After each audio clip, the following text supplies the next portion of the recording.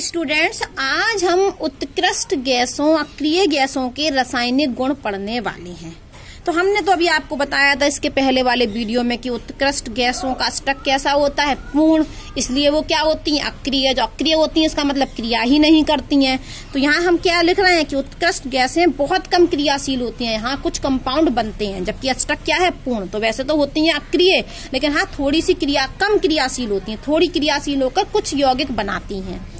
तो यहाँ पर उत्कृष्ट गैसें कम क्रियाशील है। कम का मतलब ऐसे होती ही नहीं क्रियाशील, लेकिन थोड़ी सी क्रियाशील होती है। कम क्रियाशील है, बहुत कम क्रियाशील है, या फिर ऐसा लिख लें कि बहुत कम क्रियाशील है। क्यों? कारण सुनिए। पहला, कम क्रियाशील होने का कारण। अधिक क्रियाशील क्यों नहीं है, कम क्रियाशील क्यों है? क्योंकि इनका जो संयोजी कोष होता है, बाहरी कोष होता है, वो पूरा भरा होता है। पहला कारण कि उत्कृष्ट गैसों का संयोजी कोष पूरा भरा होता है, पहला कारण। दूसरा, इनकी आयनन एंथैल्पी बहुत उच्च होती है, इलेक्ट्रॉन निकालना बहुत कठिन है। दूसरा कारण कि इनकी आयनन एंथैल्पी का मान बहुत उच्च होता है। तीसरा कारण, इनमें हम इलेक्ट्रॉन नहीं डाल सकते क्योंकि इनकी इलेक्ट्रॉन लब्धि का मान बहुत धनात्मक होता है। इन तीन कारणों की वजह से उत्कृष्ट गैसें कम क्रियाशील होती हैं। तो कम क्रियाशील होती हैं तो इनका कंपाउंड बनना बहुत मुश्किल है। तो सबसे पहले 1962 में एक नील बर्टलेट नाम के वैज्ञानिक थे। कौन थे? एक नील बर्टलेट नामक एक वैज्ञानिक। उन्होंने एक लाल रंग का यौगिक बनाया। क्या बनाया? लाल रंग का यौगिक बनाया। कौन सा? O2PtF6।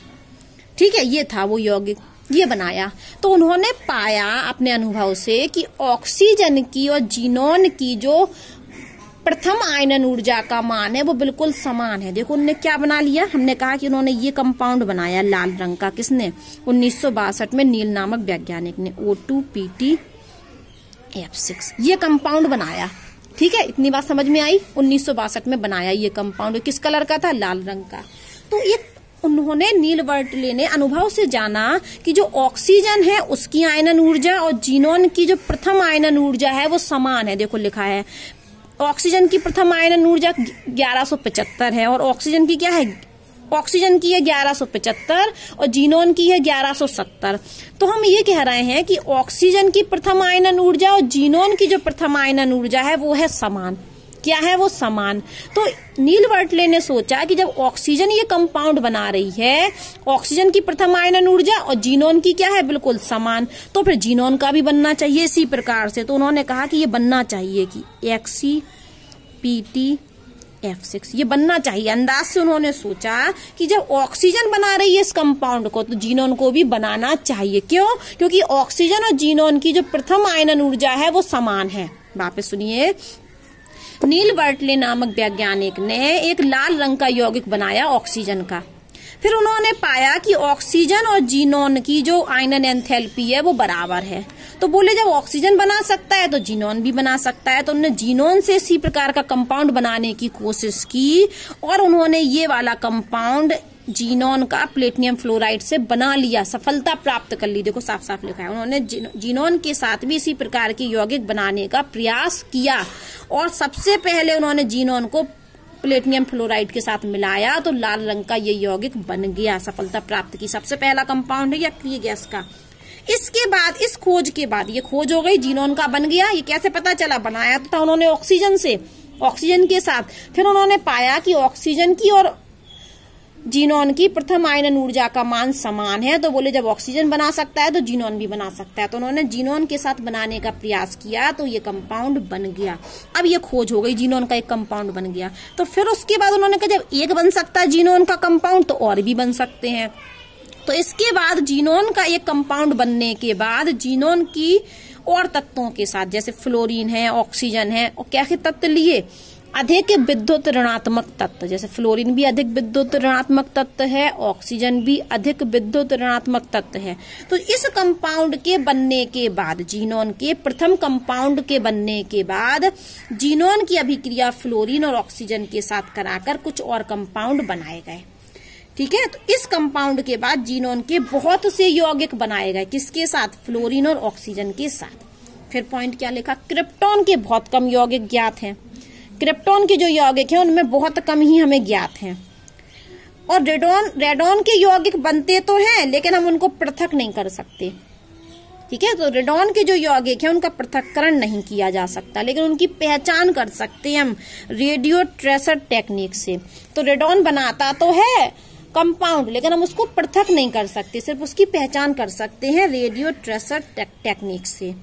ऑर्गन, नियोन, हीलियम का कोई भी वास्तविक यौगिक ज्ञात नहीं है। जीनोन तो बहुत सारे बनाता, क्रिप्टॉन के बहुत कम हमें पता है, और रेडॉन के क्या कर सकते, यौगिक तो बनते हैं लेकिन हम उन्हें अलग नहीं कर सकते।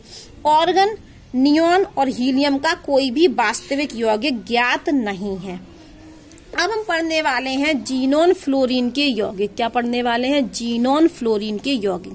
तो हम किसका यौगिक पढ़ने वाले हैं, जीनोन की अभिक्रिया फ्लोरीन से कराएंगे, किससे, फ्लोरीन से, और जीनोन फ्लोरीन यौगिक बनेगा। एक जीनोन फ्लोरीन यौगिक पढ़ना है, एक जीनोन ऑक्सीजन यौगिक पढ़ना है। तो जीनोन फ्लोरीन के साथ भी यौगिक बनाता है और ऑक्सीजन के साथ भी यौगिक बनाता है। तो आज हम पढ़ने वाले हैं जीनोन के फ्लोरीन के साथ बने यौगिक, ठीक है। लेकिन हमें क्या चाहिए, भाषा पढ़ लीजिए, अनुकूल परिस्थिति में, ठीक है, अनुकूल परिस्थिति होनी चाहिए। उसी परिस्थिति में जीनोन फ्लोरीन के साथ अभिक्रिया करके द्विअंगी फ्लोराइड बनाता है। किस प्रकार के, जीनोन F2 वाला, जीनोन F4 वाला, जीनोन F6 वाला। चलो हम बनाते हैं। सबसे पहले हमने ले लिया, ये क्या ले लिया, जीनोन, और इस जीनोन की अभिक्रिया हमने F2 से करा दी। अब अनुकूल परिस्थिति सुनिए, कितना तापमान चाहिए हमें, 673 केल्विन, और दाब चाहिए हमें 1 बार, तब ये जाके जीनोन फ्लोराइड बनता है। और इस अभिक्रिया में हमें क्या लेना पड़ता है, जीनोन को अधिक मात्रा में, अधिक में लेना पड़ता है। अधिक का मतलब है अधिक मात्रा में, ठीक है, बन गया ये। अब हम दूसरा देखते हैं। दूसरे में हमने फिर जीनोन लिया और फिर लिया हमने F2, तो हमारा बन गया जीनोन F4। कितना तापमान लिया, 473 केल्विन, और दाब लिया 7 बार। अब यहाँ भाषा सुनिए, यहाँ पर हमें जो जीनोन और फ्लोरीन लेना है वो 1:5 में लेना है, 1:5 में। यहाँ फ्लोरीन की अधिक है, पहले वाले में यदि हम क्या जीनोन की अधिक मात्रा लेंगे तो जीनोन F2 बनेगा, और जब हम फ्लोरीन को अधिक मात्रा में लेंगे, जीनोन से 5 गुना लेंगे, तब XeF4 बनेगा। अब हमें एक और बनाना है, जीनोन और हमने फिर F2 ले लिया, और हमारा बन गया इस बार जीनोन F6। यहाँ हम तापमान लेते हैं 573 केल्विन, और दाब लेते हैं 60 से 70 बार। ये अनुकूल परिस्थिति है, ये परिस्थिति नहीं देंगे, ये तापमान और दाब नहीं देंगे तो नहीं बनेंगे। और यहाँ पर हम इसको लेते हैं 1:20 में, मतलब फ्लोरीन को 20 गुना लेते हैं, तब हमारा XeF6 बनता है, ठीक है। तो ये जीनोन फ्लोराइड बन गया पहला, ये जीनोन F4 बन गया, ये जीनोन F6 बन गया। ये हमारा क्या है, डाई फ्लोराइड है जीनोन का, ये टेट्रा फ्लोराइड है जीनोन का, ये हेक्सा फ्लोराइड है जीनोन का, ठीक है। अब हम कहने वाले हैं कि जो जीनोन F6 है, इसको हम इस तरीके से तो बना ही सकते कि हम क्या मिला दें। अभी ये बैलेंस नहीं है, यहाँ पर बैलेंस के लिए हमें लगाना पड़ेगा ये 3 और ये लगाना पड़ेगा 2। तो ये तो जीनोन F6 इस तरीके से तो बन ही सकता ही है कि जीनोन को और फ्लोरीन को क्या ले लें, 1:20 में, तो हमारा क्या बन जाएगा, जीनोन F6 बन जाएगा। लेकिन एक तरीका और है जीनोन F6 को बनाने को, कि जीनोन F6 को हम किससे बना सकते हैं, जीनोन F4 से भी।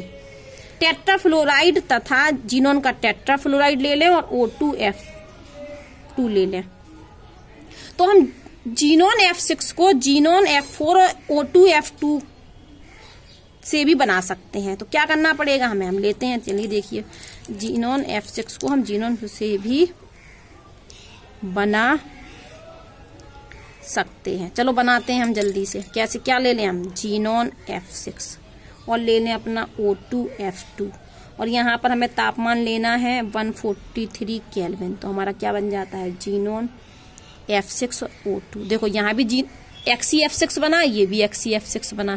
ये XeF6 कैसे बना, जीनोन और फ्लोरीन को हमने 1:20 में लिया, और ये XeF6 ये हेक्सा फ्लोराइड जीनोन का कैसा बना, जब हमने टेट्रा फ्लोराइड लिया जीनोन का और O2F2 लिया और 143 केल्विन पर इसको गर्म कर दिया, तो हम इस प्रकार से भी जीनोन का फ्लोराइड बना सकते हैं, ठीक है। हमारा नेक्स्ट पॉइंट सुनिए, ये जीनोन F2 हो, चाहे जीनोन F4 हो, चाहे जीनोन F6 हो, ये आसानी से इनका जल अपघटन हो जाता है। इनका क्या हो जाता है? आसानी से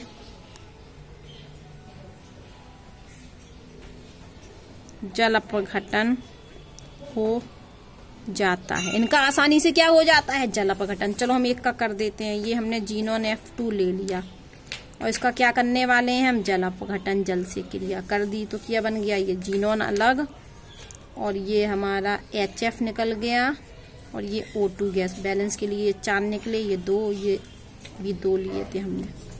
तो इनका जल अपघटन हो जाता है आसानी से। हमें क्या मिलता है? HF और O2 मिलता है।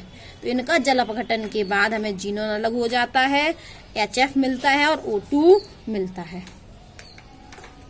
ठीक है, अब इम्पोर्टेंट पॉइंट सुनना है थोड़ा सा और, कि जो जीनोन फ्लोराइड होते हैं, कौन? जीनोन फ्लोराइड, वो क्या करते हैं? फ्लोराइड आयन को ग्रहण करते हैं और धनायन स्पीसीज बनाते हैं। ठीक है, और कभी कभी ये फ्लोराइड आयन को दे देते हैं तो ऋणायन स्पीसीज बनाते हैं।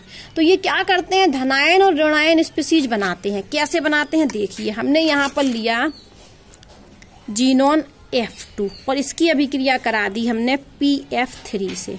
तो देखना क्या हुआ, इसने क्या किया? F दे दिया, इस फ्लोराइड को दे दिया, तो क्या बन गया? Xenon F। 2 F थे, एक F को दे दिया, तो जब दे दिया तो ये क्या बन गया? इस पर आ गया प्लस चार्ज। और जो एक दिया F फ्लोराइड आयन, वो किसने ले लिया? इसने। तो ये बन गया हमारा P5 थे, एक मिल गया PF6। इस पर क्या लग गया? माइनस। तो वो ये कह रहे हैं कि जो जीनोन फ्लोराइड बनते हैं वो अपने फ्लोराइड आयन को, मतलब F- को देकर प्लस आयन और ग्रहण कर कर ऋणायन बनाते हैं। ठीक है, ये भाषा लिखी है। ये देखिए, जीनोन फ्लोराइड आयन ग्राही से अभिक्रिया करके धनायन स्पीसीज और फ्लोराइड आयन दाता से अभिक्रिया करके फ्लोरो ऋणायन बनाते हैं। ठीक है, एक और अभिक्रिया है इसकी, ये देख लीजिए। ये हमने जीनोन F4 ले लिया, इसकी अभिक्रिया हमने एंटीमनी फ्लोराइड से करा दिया। तो इसने फिर क्या किया? एक फ्लोराइड आयन दे दिया। किसको दे दिया? इसको। तो यहाँ पर कितने बचे? 4 थे, तो ये 3 बचे। और एक फ्लोराइड आयन दे दिया तो प्लस चार्ज आ गया। यहाँ 5 थे, तो अब एक फ्लोराइड आयन मिल गया तो 6 हो जाएंगे, SV F6। तो ये क्या बन गया? ये धनायन स्पीसीज, ऋणायन स्पीसीज, धनायन स्पीसीज, ऋणायन स्पीसीज। ऐसे ही XeF6 भी बनाता है, किसके संग? MF के संग। कोई भी M धातु है यहाँ पर, तो एक इलेक्ट्रॉन दे दिए, एक इलेक्ट्रॉन नहीं, फ्लोराइड आयन XeF। अच्छा, यहाँ पर ये धातु थी ना, तो उसने ले लिया तो ये 7 हो गया, 7 हो गया तो ये माइनस बन गया और ये निकल गया M+। तो ये कौन सा है? ऋणायन वाला, क्योंकि इसने ग्रहण किया फ्लोराइड आयन को। और ये कौन से बनाए थे? धनायन वाले। वापस सुनिए कि जीनोन फ्लोराइड आयन या तो देगा या लेगा। जीनोन फ्लोराइड ये या तो फ्लोराइड आयन लेगा या देगा। तो अभी इसने क्या किया? दे दिया, तो क्या बनाया? धनायन स्पीसीज। इस वाले ने क्या किया? दिया नहीं, इसने ले लिया। F6 था, F7 हो गया, तो ये क्या बन गया? ऋणायन स्पीसीज। तो ये ऋणायन बनाएगा, यदि लेगा, और यदि देगा तो धनायन बनाएगा। जब देगा तो धनायन बनाएगा, तो हम इस धनायन स्पीसीज को कहते हैं फ्लोरोधनायन। क्या कहते हैं? फ्लोरोधनायन। और इसको क्या बोलेंगे? फ्लोरो ऋणायन। ठीक है।